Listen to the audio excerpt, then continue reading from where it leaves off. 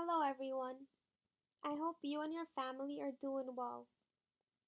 My name is Annisa Baksh, and I will be doing my presentation on the 1976 Democratic primary and explaining Jimmy Carter's relationship to his party.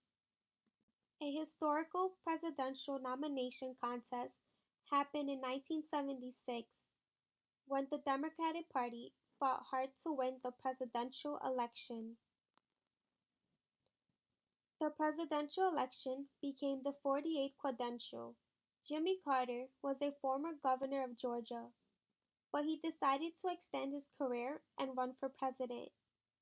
The 1976 Democratic primary had a lot of Democrats nominees who dropped out, which allowed Carter to be the front runner up. The Democratic Party chose Jimmy Carter to represent them because they believed he was fit to become President of the United States. Jimmy Carter, who was the Democratic Party nominee, ran against the Republican nominee, Gerald Ford, and defeated him.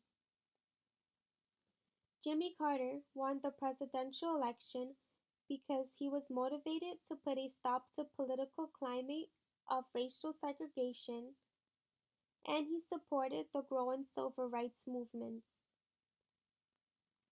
He also wanted to put a stop to corruption in Washington, D.C., which had led the Watergate scandal.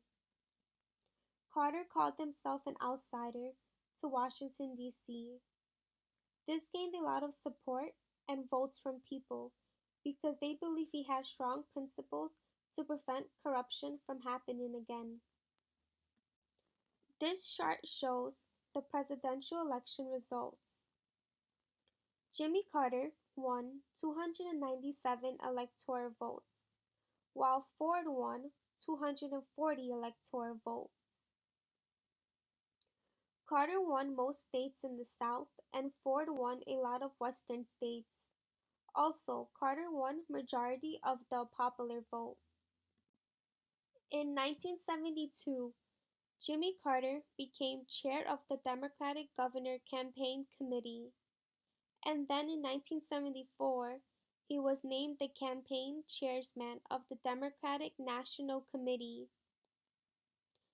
This position allowed Carter to have access to Democrats nationwide. This allowed him to build a connection with Democrats.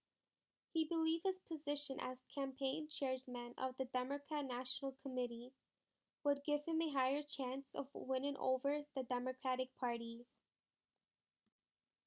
However, in the beginning of Jimmy Carter's campaign, the Democratic Party gave him a hard time. They were nervous and unsure about him representing the party. Many political observers believed that he had no political base, no organization, barely little or any money to finance his campaign. They also believed he had no chance in the polls. Jimmy Carter had little support from everyone, but this didn't stop Jimmy Carter. He was determined to win over the Democrats. Jimmy Carter believed in order to be recognized from Democrats and to gain delegates, he had to campaign everywhere and attend all primaries. Carter wanted to gain a lot of support from liberals and conservatives in his party. He came up with a plan to gain their attention. He drew their attention by wanting to cut defense spending, which liberals supported, and he also wanted to eliminate government waste, which conservatives supported. This led him to win the Iowa caucus and New Hampshire primary and many other primaries. Winning all these primaries gained him a lot of attention from the Democratic Party.